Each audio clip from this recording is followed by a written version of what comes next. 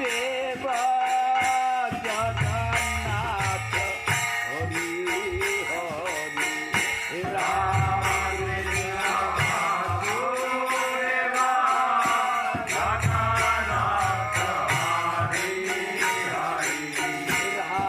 কৃষ্ণ বাসুদেব জগন্নাথ হরি হরি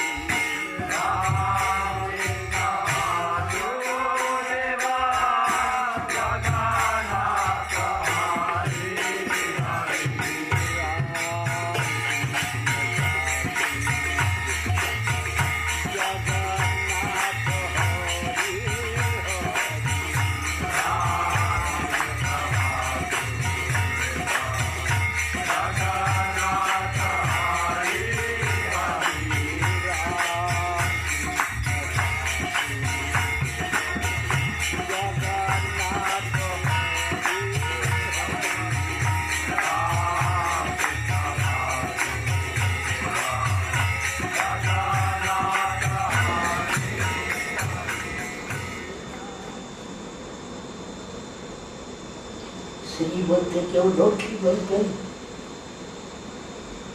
ঐশ্বর্যমূর্তি বিষ্ণু লক্ষ্মী, আর শ্রী বলতে হলো রাধা, সর্বলক্ষ্মীময়ী। যারা মধুর রসের ভক্ত তারা সেই রাধাক্ষেত্র বা সর্বলক্ষ্মীময়ী রাধাক্ষেত্রে তারা এক দর্শন করেন। সেই মহাপ্রভু দর্শন করতেন মদন মোহনকে, জগন্নাথকে মদন সাহিত্য মদন মোহন বলি পাইল, যাহা লাগে মদন দহনে ঝরি গেল। রাধা মদন মূর্ত এই বিজয় দেখে জগন্নাথের রাধা মদন মোহন ওর পাশে আছেন রাধা মদন মোহন। সনাতন গোস্বামী তবে তবে রয়েছে।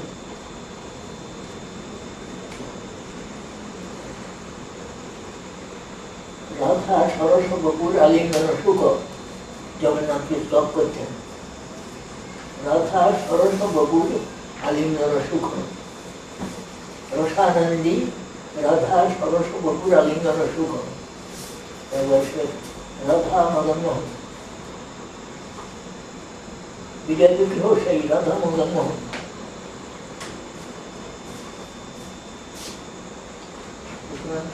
জগন্নাথ হলেন বৃন্দাবন, তবের মধ্যেও রয়েছে বৃন্দাবন বসতি লীলা পরিচয়, তবের মধ্যেও রয়েছে। সনাতন গোস্বামী স্তব করছেন।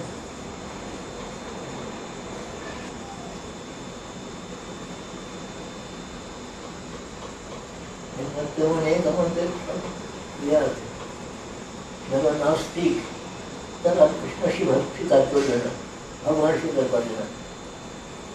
কিন্তু না স্বীকার করলে কি তারা বললেন প্রকৃতি প্রকৃতি প্রকৃতি। কার প্রকৃতি?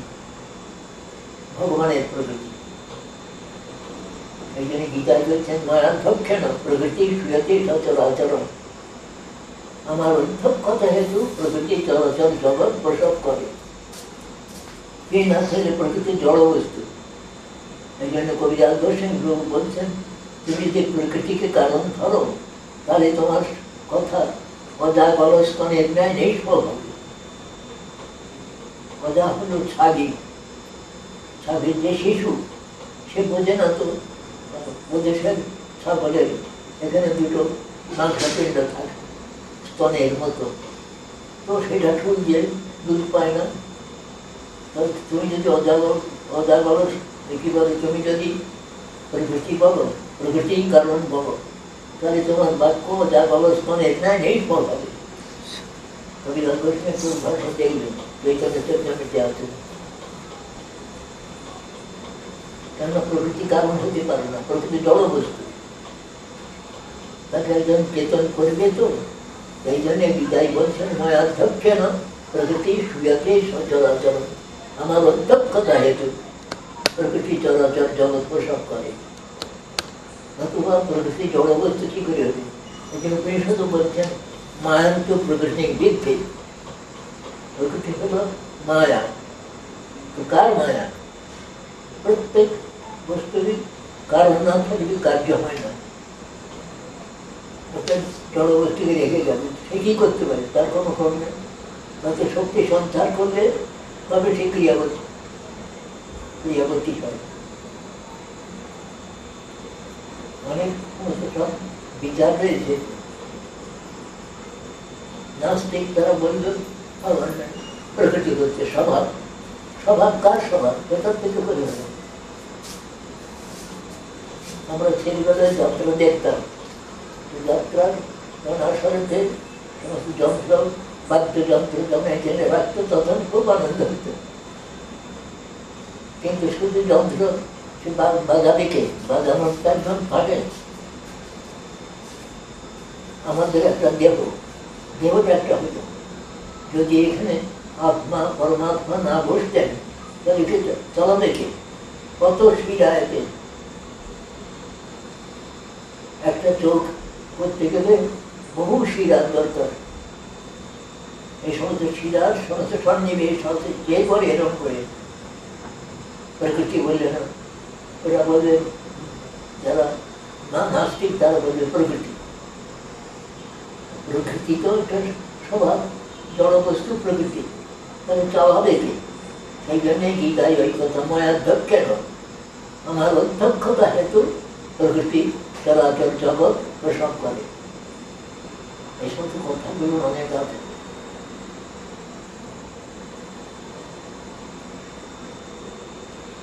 এরকম একটা মনুষ্য দেহ দেখো না, কত জিনিস আছে। চক্ষু, কন্যা, নাসিকা, জিহ্বা, ত্বক প্রভৃতি কত রকমের প্রত্যেক শিরা সন্নিবেশ। সোজা কথা, একটা মনুষ্যকে নিজের সেখানকার যে শিরা সেইটি দেওয়া সমস্ত সব হবে।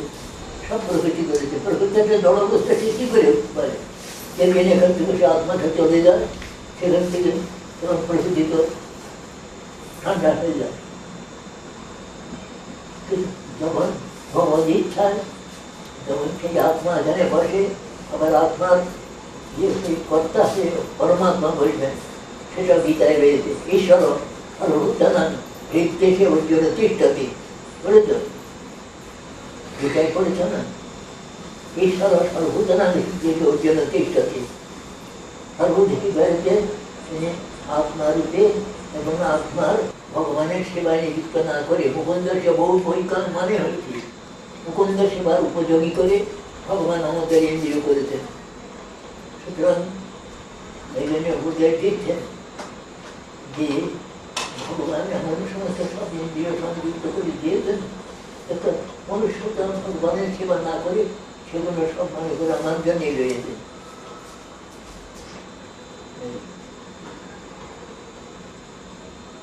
কোন রাজন ইন্দ্রিয়মান মুকুন্দ চরণাম্বুজম না ভজেন সর্বত মৃত্যু উপাস্যম অমরত্বময়। সুখদেব মহারাজ পরীক্ষিতকে বলেছেন যে, মহারাজ পরীক্ষিত, কোন ইন্দ্রিয়বান ব্যক্তি মুকুন্দ সেবার উপযোগী এ সমস্ত ইন্দ্রিয় লাভ করেও ভগবান ভজনে প্রবৃত্ত হয় না, হবে না। সুতরাং প্রত্যেকেই ভগবত ভজনে প্রবৃত্ত হওয়া দরকার। কে আমাকে এই প্রকার একবার একটা দেহ দিল, দেহের মধ্যে সামান্য একটা আত্মার পরমাত্মা রয়েছে, আমরা তো জানতে পারি, দেখতে পাই না। শ্রুতি, ব্রহ্মসূত্রের শেষ সূত্রে রয়েছে যে জগৎ ব্যাপার ও বর্জন। জগৎ ব্যাপার অর্থাৎ সৃষ্টি স্থিতি এ সমস্ত সম্বন্ধে মানুষের কোনো হাত নাই। পিতার সুখ করে গেল, মাতৃকার সুখ হল, হয়ে সেখানে কে থাকে লালন পালন করলো, কে থাকে খেতে দিল, সব প্রকৃতি। এগুলো এগুলো হচ্ছে, কিন্তু এর মধ্যে একজন কেতন না বসে থাকলে এ সমস্ত করে না। সেই জন্যে যারা নাস্তিকদের কথা সব প্রকৃতি ছাড়া নাস্তিকদের কথাই নাই, প্রকৃতি কারণ। এই জন্য প্রকৃতির কারণ খণ্ডন করেছেন এইভাবে। প্রকৃতি কারণ দেখা যাচ্ছে বাইরে বটে প্রকৃতি, কিন্তু এর মধ্যে চেতনের সঞ্চার না থাকলে কিছু যে সমস্ত ক্রীড়া সন্নিবেশ প্রভৃতি যখন এই নিজেদের সবদেহ যখন অ্যাম্পুলেট করে, তখন এরা যে ডাক্তার যখন শেখায় এখানে এই শিরা, এখানে এই শিরা, এখানে এই শিরা, তখন তো সবদেহ সেটা ওই সমস্ত শিরা সন্নিবেশ কে করে? কারণ তার মধ্যে চেতনা একটু থাকা দরকার তো, নাহলে শিরা সন্নিবেশ কি করে? কথা বলতে পারে, এই কথা বলতে বলতে বন্ধ হয়ে যেতে পারে। আমার কথা বলাই কে? প্রত্যেক জিনিসকে একটা দেখা যাচ্ছে যে কারণ ছাড়া কার্য কিছুই হতে পারে না। Every action has got its cause and effect, cause and effect theory. প্রত্যেকের একটা কজ থাকা দরকার, তবে এফেক্ট হবে। Without cause no effect can be possible. You see? Cause and effect theory. That is the theory of it. প্রত্যেক কজের একটা কারণ রয়েছে, কারণ প্রডিউসার এফেক্ট।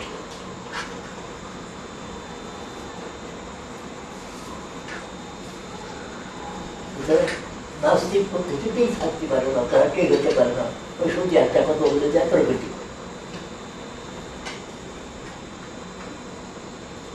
স্বভাবটি হচ্ছে এত বড় বড় গাছ এগুলো উঠছে, তাতে নারকোল হচ্ছে সব প্রকৃতিতে। প্রকৃতি আসে কোথার থেকে? ভগবানের পরিচয় থেকেই ওই নারকোল গাছটা বড় বড় নারকোল গাছ হচ্ছে, তাতে নারকোল ফল হচ্ছে, তার মধ্যে আবার শ্বাস রয়েছে। এই সমস্ত একজন নির্মাতা না থাকলে শুধু প্রকৃতি কথাটা বললে হবে না। এই জন্য গীতার কথা মায়াধ্যক্ষেন, অধ্যক্ষেন মায়া, আমি অধ্যক্ষ, আমার অধ্যক্ষতাতে প্রকৃতি কার্য করছে। এটা না বললে কথার পূর্ণতা হবে না। একটা বাক্য বললাম, বাক্যের অর্থটা কি?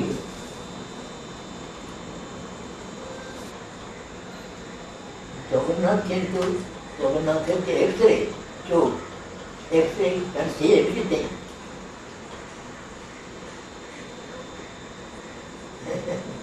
একবার বলে চোখ নয়, সব দেখছেন, অন্তর বাহির সমস্ত সব দেখছেন তিনি। আমি এখানে আমাকে ঢোকাতে পারি, তার চোখ ঢোকাতে পারি না। আমি কোনো একটা দুষ্ট কর্ম করে ফেললাম, আমি করি নাই, কিন্তু তার সাক্ষী স্বরূপ রয়েছেন পরমাত্মা ভিতরে। কি করছি না করছি প্রত্যেক জীবের সাক্ষী স্বরূপ পরমাত্মা প্রত্যেক জীবের হৃদয়ে রয়েছেন। আত্মা কি প্রকারে বদ্ধ হচ্ছে, কি প্রকারে তার থেকে মুক্ত হচ্ছে, সমস্তই পরমাত্মা সব জানছেন, দেখছেন, সাক্ষী স্বরূপ। আমি কোনো কথা আমি করি বললাম যে আমি করি নাই, না আমার মুক্তি বেরোলো বটে, কিন্তু পরমা বলছেন হঠাৎ তুই করলি করে বলছিস, যে মিথ্যা কথা বলছিস, মিথ্যার জন্য আমাকে দণ্ড পেয়ে যাবে। নিষ্ঠা নাই, দণ্ড এই সমস্ত রোগ টোগ ব্যাধিটা দিই নানা রকম করে সে দণ্ড পেতে হয় আমার যোগে। আবার ডাক্তার এসে চিকিৎসা করেন, কোনো ডাক্তার হয়তো চিকিৎসাই করতে পারলো না, দেবকাল কানটা বদ্ধ হয়ে। আবার কতগুলো অলৌকিক কৃপাও আছে ভগবানের। সে সমস্ত কৃপা মানুষকে যখন অত্যন্ত কাতর করে ভগবানকে ডাকে, ভগবান জীবের সমস্ত অপরাধগুলো ক্ষমা করেন, করে তাকে আবার মনুষ্যচিত ভক্তচিত তার চিত্তবৃত্তি যায়, সে ক্রমে ঘুরে ভগবানের কাছে ক্ষমা প্রার্থনা করে। তিনি তো করুণাময়, তিনি ক্ষমা করেন। আমি একটা দোষ করলাম, কিন্তু দোষের ক্ষমা আছে সেখান থেকে, কেননা পরম করুণাময় তিনি। জীব যখন কাতর হয়ে তার কর্ম স্বীকার করে যে আমি এটা অন্যায় করেছি, তখন ভগবান তার কাছে তুষ্ট হয়ে সেই মায়া, সেই দণ্ডটা দেয় মায়া। কৃষ্ণ ভুলি সেই জীবন আদি বহির্মুখ, ওকে মায়া করে দেয় সংসার আদি দুঃখ। সংসার দুঃখ তো আমরা বুঝি না। সংসারে দেখবে ভালো একটা স্ত্রী, তাকে ভোগ করে যাবে, তাকে করে যাবে একটু দেখবে, কিন্তু ভোগ করলে তাকে যে কি প্রকার সমস্ত অন্যায় ভোগ করলে তাতে যে কত অসুবিধা রয়েছে তা তো আমরা প্রথমে বুঝি না, দেখলাম বললাম। তার ফলস্বরূপ দণ্ড পেয়েছে আর সংসার। জীব কৃষ্ণদাস তাহা ভুলি গেল, সেই দোষে মায়া তার গলায় বাঁধিল। সেই এমন ভগবানের ভজনের দেহটা সে নষ্ট হয়ে গেল এরকম করে, হয়ে গিয়ে নানা রকমের তার দুঃখ কষ্ট হতে লাগলো। সংসার একটা সংসার পেল, এবার সংসার দুঃখ কষ্ট হতে করতে লাগলো। তবে আবার যখন ভগবান তাকে ক্ষমা করেন, তখন আবার যখন তার সংসারটা তার যেটা সুন্দরভাবে চলতে থাকে। আমরা ভিতরে কি আছে তা তো দেখি না, বুঝি না, বাইরেটা বিচার করি। মায়ান্ত প্রকৃতি ব্যক্তি, মায়া কি? তাকে বলছেন মায়াকেই প্রকৃতি বলে। মায়ান্ত প্রকৃতি ব্যক্তি, মায়ান্ত মহেশ্বর, মায়ার আবার অধীশ্বর যিনি, তিনি মহেশ্বর ভগবান। এই জন্য তাকে বলা হচ্ছে মায়াত্মক্ষে না প্রকৃতি, তার প্রভাবে শক্তি সঞ্চারিত হয়। এবং প্রত্যেক এখানে জীব যেভাবে আছে, তোমার একটু চামড়াটা একটু ঠিক, আমার একটু, আমরা এই দেশে বাস করি, এই দেশের ইয়েটা সমুদ্রের থাকে কালো হয়ে যেতে হয়, চামড়া কালো হয়, মানে কালো হতে হবে না, কাফি গাছ অত্যন্ত কালো, এ সমস্ত সব ইয়ে হয়। সুতরাং এগুলো তো মানে প্রত্যেক জীবের একটা সাদৃশ্য রয়েছে। তোমার চেহারাটা একটু নতুন, আমার চেহারাটা একটু অন্যরকম। এটা চেহারা আছে, জিনিসটা তো সব এক জিনিস। চক্ষু কর্ণ নাসিকা ত্বক জিহ্বা ত্বক প্রভৃতি, হস্ত পদার্থ ইন্দ্রিয়, বাক পানি পাত বায়ু পোস্ত, এবং চক্ষু কর্ণ নাসিকা জিহ্বা ত্বক, এগুলো সব জায়গাতে এক।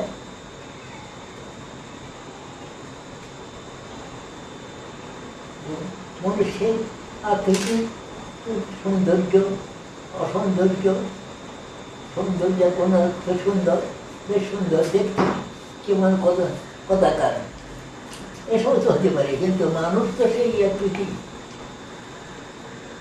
এবং যেভাবে মানুষ তৈরি হচ্ছে সেও তো একই। প্রত্যেক যেখানে রাশিয়ার মানুষ আর ভারতের মানুষ দেখতে আলাদা, ভাষা বিধান, ভাষা অন্যরকম, বর্ণ অন্যরকম হতে পারে, কিন্তু কাজটা সব তো, আকৃতিটা সব তো এক। বুঝলেন? সুতরাং এই জন্যে তার যে প্রকৃতি বলছেন, একটা উপাধি, সোপাধি, উপাধি সহ, আর একটা নিরুপাধি, উপাধি রহিত। উপাধি বলে এইগুলোকে, কারোর অমুক ব্রাহ্মণ, আমাদের দেশে যেমন ব্রাহ্মণ, ক্ষত্রিয়, বৈশ্য, শূদ্র, তারপরে এসে যদি BA পাশ করা হয় অমুক অমুক, তবু কারণ বা গুণ, কারোর বা দোষ, এই সমস্ত শরীরে যেগুলো সব উপাধি। উপাধি বিভিন্ন হবে, কিন্তু নিরুপাধিক আত্মা তিনি হলেন মহাপ্রভু যে পরিচয় দিয়েছেন। প্রত্যেক আত্মার, নিরুপাধিক আত্মার পরিচয় হল ওই কপিভর্তুপদ কমলয়ের দাস দাসানু দাস, প্রত্যেক দেশের। সুতরাং এই জন্যে তাদের ভজনের কথা মহাপ্রভু বলেছেন, পৃথিবীতে আছে যত নগরাদি গ্রাম, সর্বত্র প্রচার হইবে মোর নাম। কেননা সেই বাইরের যে আকৃতিটা, প্রকৃতিটা অন্যরকম, কিন্তু প্রকৃতপক্ষে যে আত্মা, আত্মার কৃত্য হল ভগবান। কেন সে ভগবান থেকে উদ্ভূত হয়েছে? জগতের পিতা কৃষ্ণ, যে না ভজে বাপ, পিতৃদ্রোহী পাতকের জন্মে জন্মে তাপ। সমস্ত জগতের তাপ থেকে তো উদ্ভূত হচ্ছে। সেই জন্য তিনি পিতাহমস্য জগত, ভগবান গীতাতেও বলছেন পিতাহমস্য জগত মাতা ধাতা পিতামহ। ভগবানের গীতায় তো তার ভগবানের কথাই তোই, আমি সমস্ত জগতের পিতা। জগৎ বলতে স্থাবর জঙ্গম,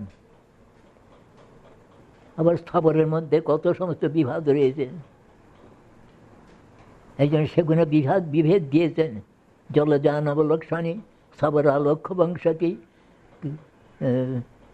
ক্রিময় রুদ্র সংখ্যকা, আর পক্ষিণাং দশলক্ষকং, ৩০০ লক্ষানি পশব, ৪০ মানব। মানব সংখ্যা কম, আবার তার মধ্যে বুদ্ধিমান মানুষ, আবার তার মধ্যে ভক্তিমান মানুষ অনেক কম। ৯ লক্ষবার জলজন্তু, ধরো ৯ লক্ষবার জলজন্তু, তাহলে ৯, তারপরে ক্রিময় রুদ্র সংখ্যা ১১ রুদ্র, ১১ লক্ষবার হলো আমাদের কৃমিকীট ইত্যাদি হতে হয়েছে। ৯ লক্ষবার জলজন্তু, ৯ লক্ষবার জলজন্তু, ১১ লক্ষবার কৃমিকীটাদি, ১১ ৯ ২০। তারপরে বলছেন যে গাছপালা পাহাড় পর্বত ২০ লক্ষবার, আর ৩০ লক্ষবার পশু জন্ম। তাহলে ২০ আর ৩০ ৫০, আর ২০ ৭০ হলো, আর ৩০ লক্ষবার হলো পশু জন্ম। এই মানুষের এই সমস্ত হয়। হ্যাঁ, আরও ৪ লক্ষবার হলো মনুষ্য জন্ম। এই তো ৮৪ হবে আর কি। হ্যাঁ, বলুন, ধরুন জলযান অবলক্ষণী স্থাবরা লক্ষ্য বিংশতি, ক্রিময় রুদ্র সংখ্যকা, পক্ষিণাং দশলক্ষকং, তারপরে ৩০ লক্ষানি পশব, আর ৪০ মানবা। এই ৮৪ হবে, গুনিয়ে দেখো। আর ৪ লোক হলো মনুষ্য জন্ম। তার মধ্যে গারো, কুকি, আকা, নাগা প্রভৃতি অসভ্য বন্যজন্তু প্রায়, তারা তাদের একটা আলাদা। আর তার মধ্যে বুদ্ধিমান, এবং তার মধ্যে আবার মানে ভক্ত কত, তার মধ্যে ভক্তের মধ্যে আবার কত আছে, কেউ কর্মী, কেউ জ্ঞানী, কেউ এই সমস্ত সব রয়েছে। এই জন্য বলেছেন কোটি মুক্ত মধ্যে দুর্লভ এক কৃষ্ণ ভক্ত। কোটি মুক্ত মধ্যে কৃষ্ণ ভক্তের দুর্লভতা রয়েছে। মানে ভগবানের সেবার মধ্যে খুব বেশি জ্ঞানী পুরুষ হলেই হয় না। এই দিব্যজ্ঞান লাভের জন্য আমাদের মহাজনকে অপেক্ষা করতে হয়। আমরা দুটো কথা বলছি, কোথা থেকে বলছি? গুরুপাদ পদ্মাশ্রয় করেছি, করে গুরুদেবের কাছে শুনেছি, বা তাঁর কৃপাতে গ্রন্থাদি মহাজনের গ্রন্থ দর্শন করেছি, করে দুটো কথা বলছি। নতুন কোথার থেকে জানবো? সেই জন্যে প্রত্যেকের গুরুপাদ পদ্ম আশ্রয় করার দরকার। আমি আশ্রয় করেছি গুরুপাদ পদ্ম, প্রভুপাদের পাদ পদ্ম, তার কাছে যে সমস্ত শুনেছি, শিক্ষা করেছি, বা তাঁর অনুগত পেয়ে যে সমস্ত শাস্ত্র পড়েছি, তার থেকে দুটো কথা শুনেছি, সেই জন্য তোমাকে দুটো কথা বলছি। নতুবা আমি কোথায় পাবো? বুঝতে পেরেছ? প্রত্যেক দেখো তো, কারণ সব বিজয় করে বুঝে হয়ে দেখো। তাই জন্যে বলছেন যখন ভগবান অনেক সৃষ্টি করলেন, বৃক্ষান সরীসৃপ পশুন সৃষ্টা পুরাণী বিবিধানি অজয়াত্মশক্ত্যা, বৃক্ষান সরীসৃপ পশুন পশুদন বৃক্ষান সরীসৃপ পশুন খগদন্দ সুকান তৈষ্টের অতুষ্ট হৃদয় পুরুষং বিধায় ব্রহ্মাবলোক বিশেষণ, শুধু পুরুষ নয়, ব্রহ্মাবলোক দূষণং মুদমাপদেব। অর্থাৎ সেই সৃষ্টিকর্তা ভগবান তিনি তার মায়া শক্তিকে অবলম্বন করে বহু সৃষ্টি করলেন। এই সমস্ত পশু পক্ষী কীট পতঙ্গ, কিন্তু এসে তিনি আনন্দ লাভ করতে পারলেন না। যখন পুরুষ দেহ মনুষ্য দেহ সৃষ্টি করলেন তার বড় আনন্দ হলো। কেন? এই মনুষ্য দেহতেই ভগবান বিবেক দিয়েছেন। ভগবত ভজন কী জিনিসটা এবং তা কেন করতে হবে এই সমস্ত বিচারগুলোর মনুষ্য দেহে দিয়েছেন। তাই বলছেন যে ভগবান অনেক সৃষ্টি করে আনন্দ লাভ করতে পারলেন না, তখন মনুষ্য দেহ, কীরকম মনুষ্য দেহ না, সেই মনুষ্য দেহেতে ব্রহ্মাবলোক ধীষণম, ব্রহ্মবস্তু অবলোকন করবার ধীষণা বুদ্ধি এই মনুষ্য দেহেতে আছে। বিবেক, ভগবত ভজন করতে হবে না, পশু দেহ দিয়েছেন বটে, কিন্তু পশুর এই বিবেক দান নাই, ভগবত ভজন করা দরকার, এই বিবেক দান নাই। এই জন্যে মনুষ্য দেহের শ্রেষ্ঠতা হলে এই জন্যে। আবার তার মধ্যে মনুষ্য দেহের এই সমস্ত কোনটা কর্ম কোনটা জ্ঞান, কেন কর্ম, শুধু কর্ম করলে হবে না, জ্ঞান করলে হবে না। এই সমস্ত বিষয়ে ভক্তির যে শ্রেষ্ঠতা, ভক্তির শ্রেষ্ঠতা কি আমাদের বুঝিয়ে দিয়েছে?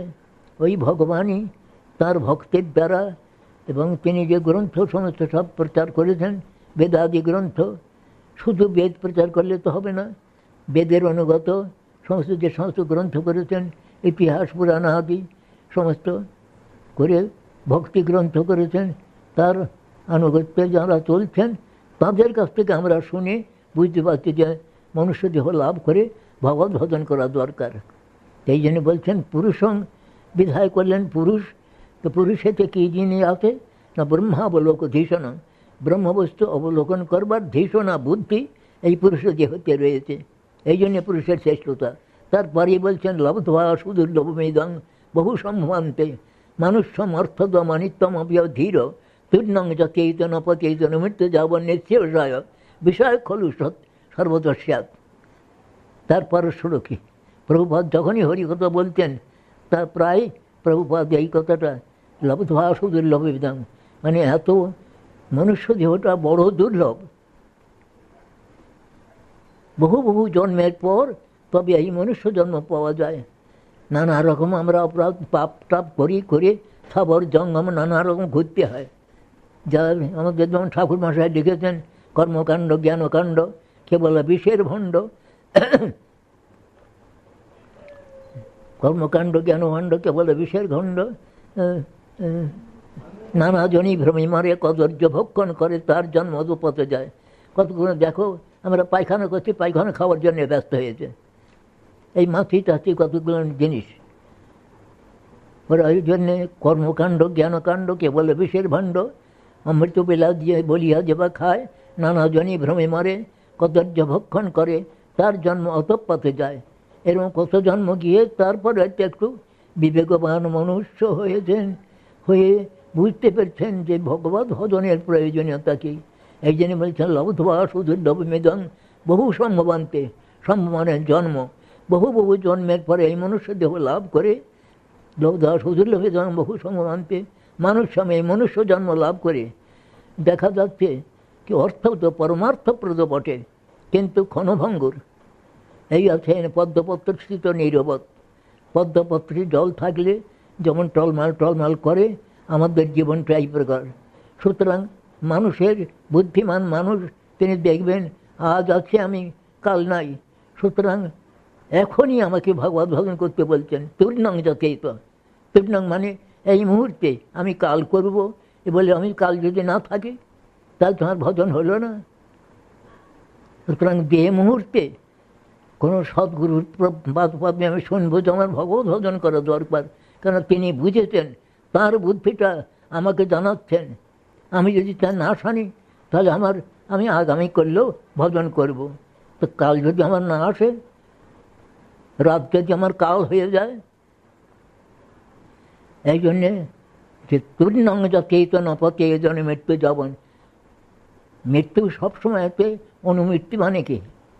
নিরন্তর মৃত্যু রয়েছে এর মধ্যে, কোন সময় কী প্রকার হয়ে যাবে তার কোনো স্থিরতা নাই। সেই জন্যে মনুষ্য এত দুর্লভ মনুষ্য জন্ম পেয়ে এর একটা সেকেন্ডের 11 ভাগ হলো লব, একটা সেকেন্ডের 11 লব। তো লবমাত্র কালও সাধু সঙ্গ করলে আমি উত্তম ভগবানের পাপ লাভ করতে পারি, আর লবমাত্র কালের মধ্যে আবার কর্ম শেষ হয়ে যায়। সুতরাং মানুষের কোনো সময় অসৎ ব্যবহার করা উচিত নয়। যেখানে যে সময়টা পাবো সেই সময়টা পরমার্থের জন্যে ইয়ে করতে হবে। টাকা পয়সা দরকার হয় ভগবানের সেবার জন্যে, এটা করা দরকার, কিন্তু নিজের ভোগের জন্যে করে তো লাভ নাই। নিজে একটা রসগোল্লা জায়গায় না হয় 2টো রসগোল্লা খেলাম, 5টা রসগোল্লা, তার বেশি তো খেতে পারি না। তার বেশি খেতে হলে পেটে ব্যারাম হবে। দেখো বিচার করে। সুতরাং প্রত্যেক জিনিসের সদ্ব্যবহার করা দরকার। যেমন দেহটার সদ্ব্যবহার করা দরকার ইন্দ্রিয়ের সদ্ব্যবহার ভজন দ্বারা, তেমনি অর্থাদি দ্রব্যেরও এই প্রকার সদ্ব্যবহার দরকার। অসৎ ব্যবহার হলো কি, বেশ্যালয়ে যাচ্ছে, এ করছে, তা করছে, এ সমস্ত অসৎ ব্যবহার। জীবনের অসৎ ব্যবহার, অর্থাদির অবশ্য ব্যবহার।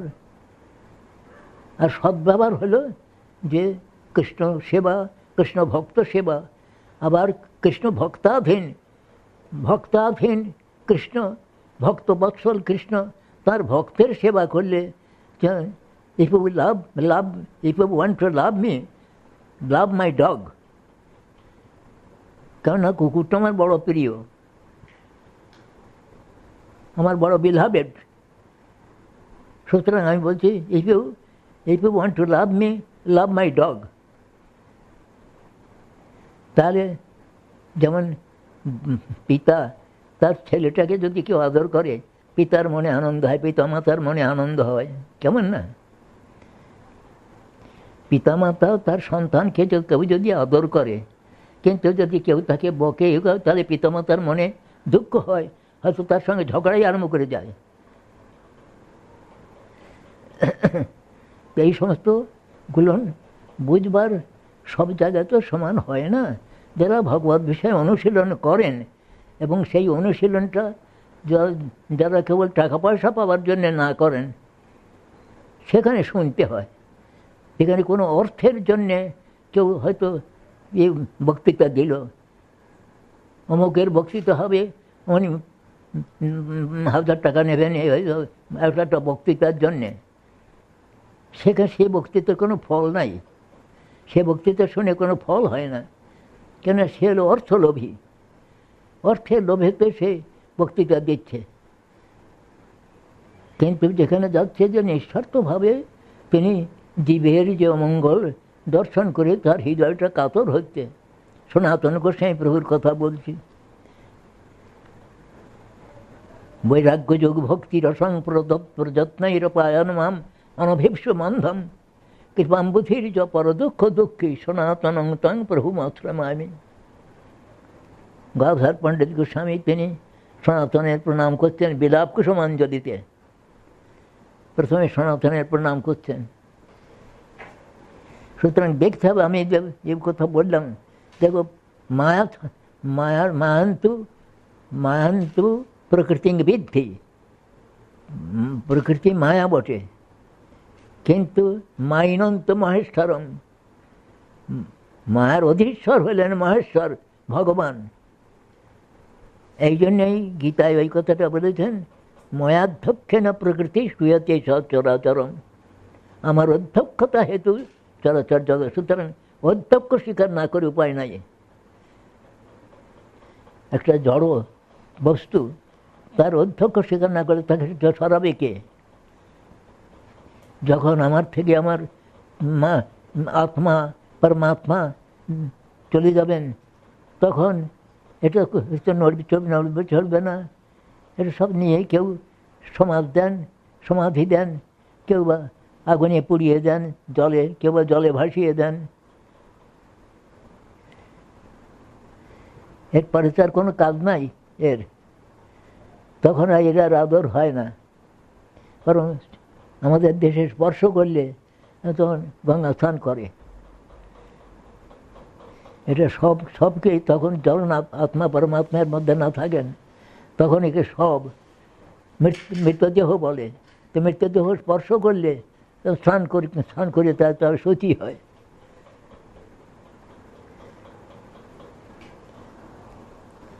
এ দেহের কত আদর। আবার যখন মরে তখন একে আদর করে আর ঘরে রাখে না। এখানে একটা একজন সাধুকে ঘরে রেখে পোতা গন্ধ বেরোয়, তখন পুলিশের থেকে লোক এসে তাকে ইয়ে করে দেয়, বের করো।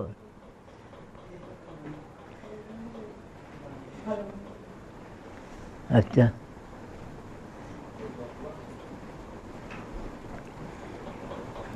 সুতরাং একটা ক্ষণেরও, এই জন্য তুর্ণাং কথাটা বললেন। তুর্ণাং মানে শোনা মাত্রই ভজন আরম্ভ করে দরকার। আমি কাল করবো ওই কথা না নয়। কাল আমার জন্য অপেক্ষা করবে না। আমার কথার জন্য আপনি একটু ঘুমিয়ে থাকুন, ঘুমিয়ে তো আবার বলবো। কাল অপেক্ষা করে না।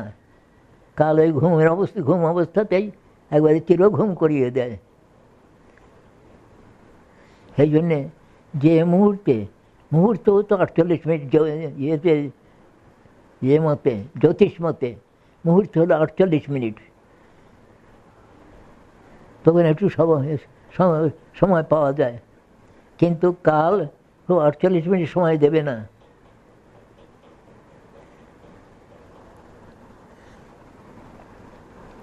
সুতরাং আমরা পরস্পরে কি হয়, এইরকম এই সমস্ত সব পরস্পরে কেউ প্রশ্ন করছেন, কেউ উত্তর দিচ্ছেন, আবার উত্তর প্রশ্ন দিয়ে আরেকজন বলছেন আমার একটা কথা জিজ্ঞাসা আছে। এই সমস্ত পরস্পর করতে হয়। এই জন্য পরস্পরানুকথনং পাবনং ভগবদ্যশ মিথরতির মিথস্তুষ্টির মিদ্যি নির্বৃতির মিথ আত্মন। পরস্পরতে মিলিয়ে মিশে এইরকম করে আমাদের আল করতে হয়। প্রকৃত গুরু, সদ্গুরু, তিনি গুরু হয়ে বসে থাকেন না যে কেবল আমি চেয়ারের বসে থাকবো আর আমার পায়েতে এসে টাকা ঢালবে। তার প্রভুপাদের শেষ মুহূর্ত পর্যন্ত প্রভুপাদ হরি কথা বলে গেছেন। বড় বড় ডাক্তার প্রভুপাদকে দর্শন করতে এসেছে, কিন্তু প্রভুপাদ সেই ডাক্তারি করেছেন। ডাক্তারকেই 2 ঘন্টা হরিকথা শুনিয়ে দিলেন। ডাক্তার বলছে কুঞ্জদার কাছে বলে যায় আস্তে আস্তে যে বাবা তো তিনি হরিকথা বলতে করে যান, তাকে একটু দেখুন, অত কথা বললে তিনি হলেন হার্ট ডিজিজ ছিল তো প্রভুপাদের। তার সেই প্রভুপাদ আবার নালিশ করতেন লোকের কাছে যে কুঞ্জবাবু আমাকে হরিকথা বলতে দেয় না। একটু সময় পেলেই কথা বলে দিতে হবে। মুহূর্ত মাত্র সময়ের অপব্যবহার করতে হবে না। যারা বুদ্ধিমান, যারা বিজনেস যারা করে, তারা আমরা কথা বলতে গিয়ে আমরা জানি ভিক্ষা করতে গিয়েছি, তাকে যা 500 টাকা 200 টাকা দিয়ে দিল, বাবা আমার অনেক কাজ আছে, আপনার সঙ্গে আর কথা বলতে পারবো না। দেখা যায় এই বেশ ছাড়বে না, হরিকথা বলবে, 200-500 টাকাটা দিয়ে বিদায় করে দেয় যারা বিজনেসম্যান। কিন্তু আমাদের বিজনেস তো এই সদা সর্বদা হরিকথাই তো জীবের প্রাণ।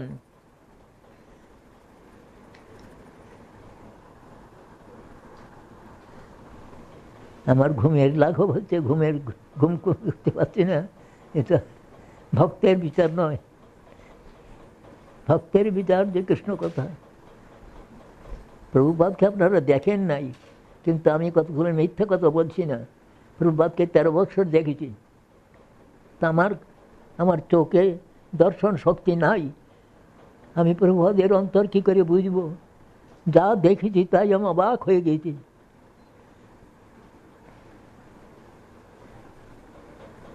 একবারে নির্মল, কোনো ব্ল্যাক স্পট তার জীবনে নাই। এখানেই তার আবির্ভাব স্থল, এখানে।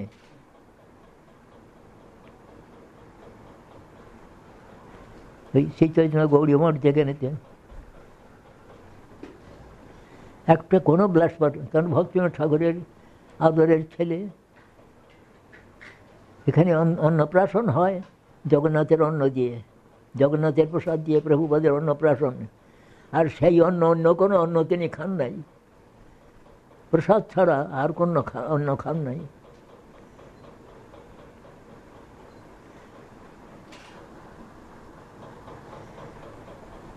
এই জন্যে প্রভুপাদের এত দাম কথার।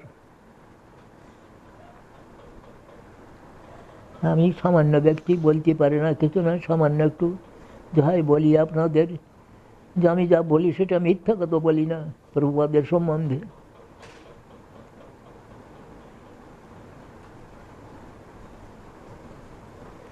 আচ্ছা, আপনারা আসুন, নিয়ে না।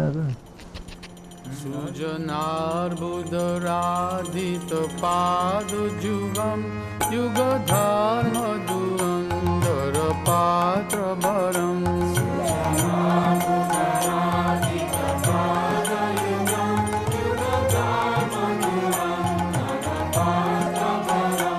বরদা বয়দায়ক পূজ পদম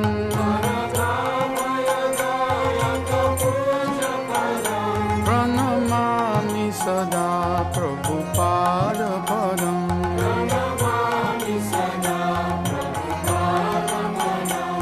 भजनोजित सजन संगपतिं पतिताधिक कारुणिकैक गतिं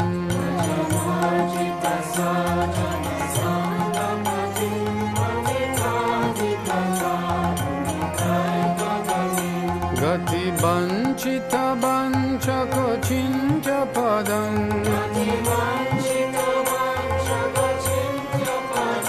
प्रणमामि सदा प्रभुपाद पदं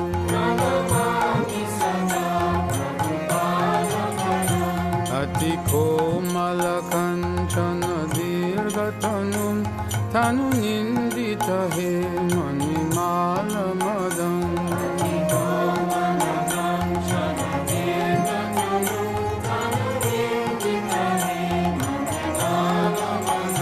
मदनार्बुद बंदित चंद्र पदं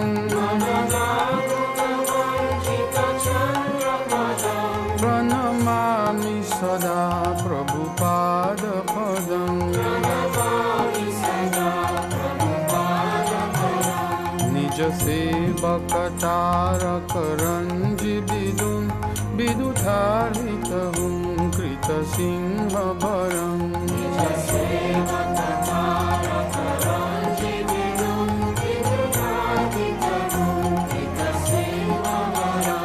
वरनागत बालिश चंद्र पदं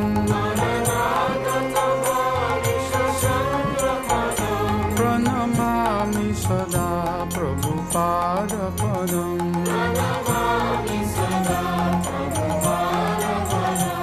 विपुलीकृत वैभव गौरभुवं भुवनेषु विकीर्तित गौरदयम्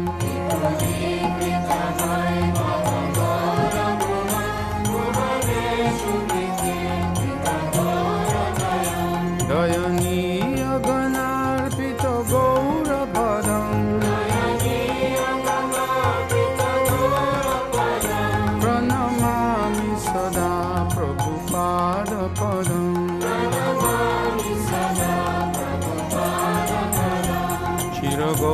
चिरगौरजनाशय विश्वगुरुं गुरुगौरकिशोरकदाश परं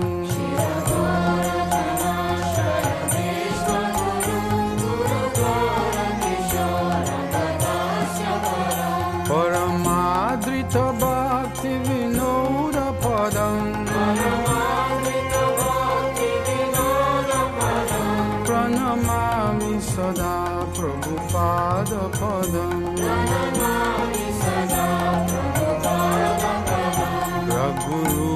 सनातन कीर्तिधरं धरणीतल कीर्तित जीव कविम्